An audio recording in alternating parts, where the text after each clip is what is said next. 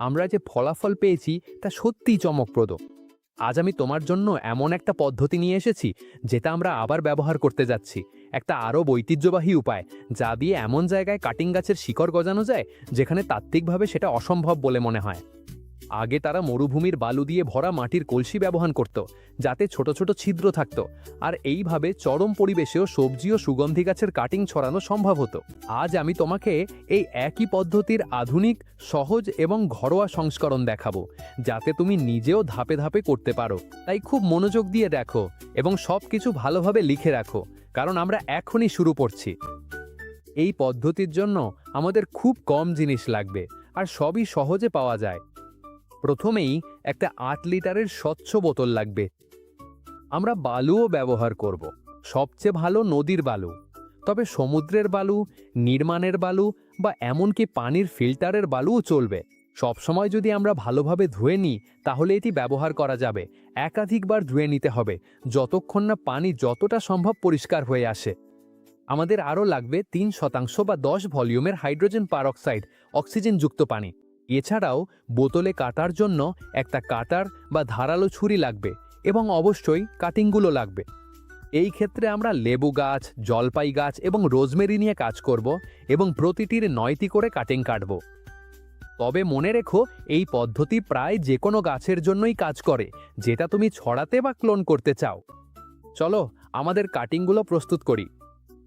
আমরা ২৭টি কাটিং বাছাই করি, ৯টি লেবু গাছের, ৯টি জলপাই গাছের এবং ৯টি রোজমেরির। প্রতিটি কাটিং এমন অবস্থায় থাকতে হবে যাতে না খুব কচি হয়, না খুব শক্ত বা কাঠের মতো হয়। প্রতিটা কাটিংয়ের নিচের অংশ ভালোভাবে পরিষ্কার করি, পাতা বা ছোট ডালপালা সরিয়ে দিই, যাতে যেটা মাটির নিচে যাবে সেই অংশটা পুরোপুরি ফাঁকা থাকে। এখন আমরা সেই নিচের অংশে প্রাকৃতিক অ্যালোভেরা জেলের পাল্প লাগাই। অ্যালোভেরা প্রাকৃতিক শিকড় গজানোর হরমোন, আর্দ্রতা, অ্যান্টিব্যাকটেরিয়াল সুরক্ষা দেয় এবং কাটিংগুলোকে শক্তভাবে গজাতে অনেক সাহায্য করে। তারপর সেই একই অংশে গুঁড়ো দারুচিনি মাখিয়ে নিই।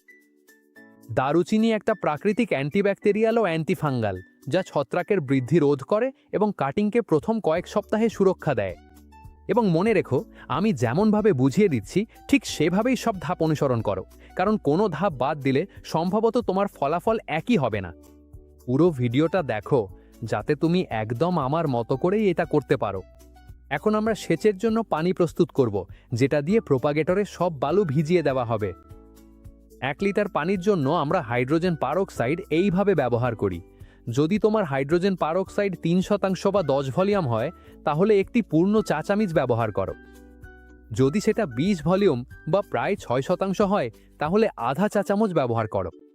আর যদি সেটা ৪০ ভলিউম বা তার বেশি হয় তাহলে ১/৩ চা চামচ, মানে প্রায় কয়েক ফোঁটা ব্যবহার করো।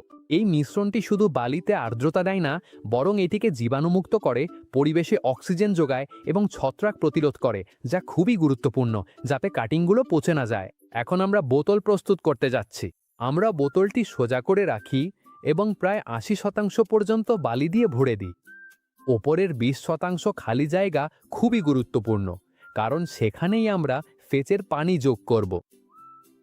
একবার বোতলটি সঠিক স্তর পর্যন্ত ভরে গেলে আমরা সদ্য প্রস্তুত করা ১ লিটার বা ১.৫ লিটার পানি পুরোটা ওপরে থেকে ঢেলে দিই, ঢাকনা ছাড়াই সরাসরি ঢেলে দিই। এবং এখন বোতলটি খোলা রেখে ধৈর্য ধরে অপেক্ষা করি যতক্ষণ না পুরো পানি বালির ভেতর দিয়ে ফিল্টার হয়ে যায়। বালি ধীরে ধীরে পানি শোষণ করবে এবং আর্দ্রতা ওপরের দিক থেকে নিচ পর্যন্ত সমানভাবে ছড়িয়ে পড়বে। শুধুমাত্র যখন আমরা দেখব যে পানি পুরোপুরি ফিল্টার হয়ে গেছে এবং সমস্ত বালি ভিজে গেছে ও আদর্শ অবস্থায় আছে, ঠিক তখন আমরা পাশের ছিদ্রগুলো তৈরি করার কাজ শুরু করব। এটা খুবই গুরুত্বপূর্ণ। প্রথমে ভেজাতে হবে, তারপর ছিদ্র করতে হবে।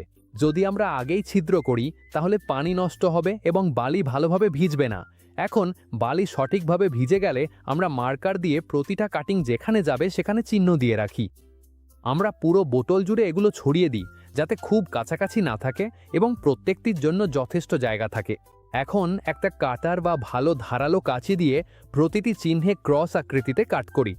ক্রস কাটটি একদম উপযুক্ত, কারণ এটি বালি বের হতে দেয় না, ডালের পুরুতার সাথে খুব ভালোভাবে মানিয়ে যায় এবং সব কিছু স্থিতিশীল রাখে। যদি কাটিংটি পাতলা হয়, যেমন রোজমেরি, তাহলে ছোট একটা ক্রস করি।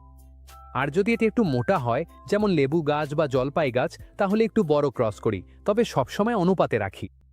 আর যদি কোনো কারণে কোনো কাঠ খুব বড় হয়ে যায়, তাহলে ক্রসের ভেতরে ছোট একটি তুলার টুকরো রাখতে পারো। এতে বালি বেরিয়ে যাওয়া বন্ধ হয় এবং তুমি কোনো সমস্যা ছাড়াই চালিয়ে যেতে পারো। ক্রসগুলো প্রস্তুত হলে আমরা কাটিংগুলো ঢুকিয়ে দিই। কাটিংগুলো সাবধানে ঢুকিয়ে দিই যতক্ষণ না 3 থেকে 4 সেন্টিমিটার মতো বালির ভেতরে চলে যায়। এই গভীরতাই আদর্শ, যাতে কাটিংগুলো শক্তভাবে থাকে এবং কোনো সমস্যা ছাড়াই শিকড় গজাতে পারে। এখন আমরা খুব সহজ একটা প্রাকৃতিক প্রতিরোধক তৈরি করব। 1 লিটার পানিতে 1 চিমটি গুঁড়ো দারুচিনি মিশিয়ে ভালোভাবে নাড়িয়ে নিই।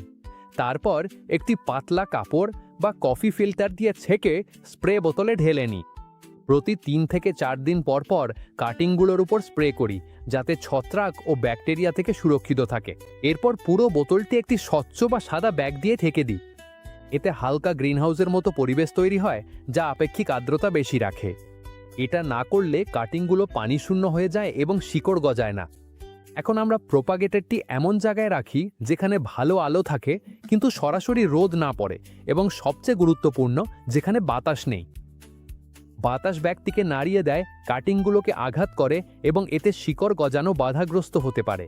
প্রতি 3 থেকে 4 দিন পর পর আমরা ব্যাগটি খুলে বাতাস পরিবর্তন করি এবং প্রয়োজনে প্রতিরোধক স্প্রে করি। আর যদি কোনো সময় বালু শুকিয়ে যায়, যা সাধারণত খুব একটা হয় না, তাহলে শুধু প্রস্তুত করা পানি একটু যোগ করলেই বোতলটি আবার তার স্বাভাবিক আর্দ্রতা ফিরে পাবে। আর যদি তুমি চান্দ্র পর্যায় অনুযায়ী সবচেয়ে উপযুক্ত সময়ে এটা করতে চাও, তাহলে এখানে সঠিক রেফারেন্স দিয়ে দিলাম। যখন আমরা কাটিং নিয়ে কাজ করি, তখন আমাদের দুটো গুরুত্বপূর্ণ অংশ থাকে: ওপরের অংশ অর্থাৎ ডাটা এবং নিচের অংশ, যেটা হচ্ছে শিকড়। বৃদ্ধিপ্রাপ্ত চাঁদ ওপরের অংশকে, যেমন ডাটা, পাতা এবং রসের ওপরের দিকে চলাচলকে উৎসাহিত করে। কিন্তু এখানে যেহেতু আমরা চাই সব শক্তি নিচের অংশে অর্থাৎ শিকড় গজানোর দিকে কেন্দ্রীভূত হোক, তাই কাটিং করার সবচেয়ে ভালো সময় হলো ক্ষয়মান চাঁদের সময়। ক্ষয়মান চাঁদের সময় রস নিচের দিকে নামতে থাকে, এটি বেশি করে গোড়ায় জমা হয় এবং এতে কাটিং থেকে নতুন শিকড় দ্রুত ও শক্তভাবে গজাতে অনেক সুবিধা হয়। এবং এখনই প্রক্রিয়ার সবচেয়ে উত্তেজনাপূর্ণ অংশগুলোর একটি এসে গেছে।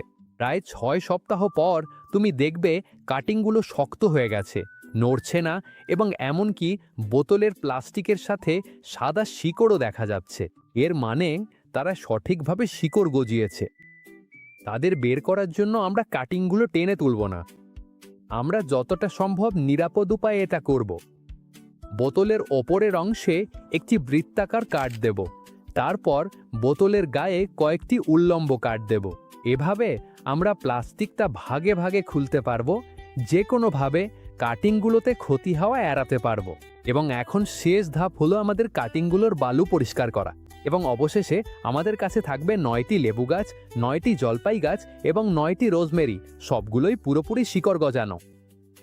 যদি এই পদ্ধতিটা তোমাকে অবাক করে বা অনুপ্রাণিত করে থাকে, তাহলে একটা লাইক দাও এবং সাবস্ক্রাইব করো, কারণ সামনে আরও অনেক পুরনো, অদ্ভুত আর দারুণ কার্যকারী টেকনিক আসছে, যেগুলো খুব কম মানুষই জানে। আর কমেন্টে আমাকে বলো পরের ভিডিওতে কোন গাছটা আমরা প্রচার করব, সেটা তুমি দেখতে চাও। তোমার আইডিয়াটাই হতে পারে এখানে পরবর্তীবার দেখানোর বিষয়। আবার দেখা হবে।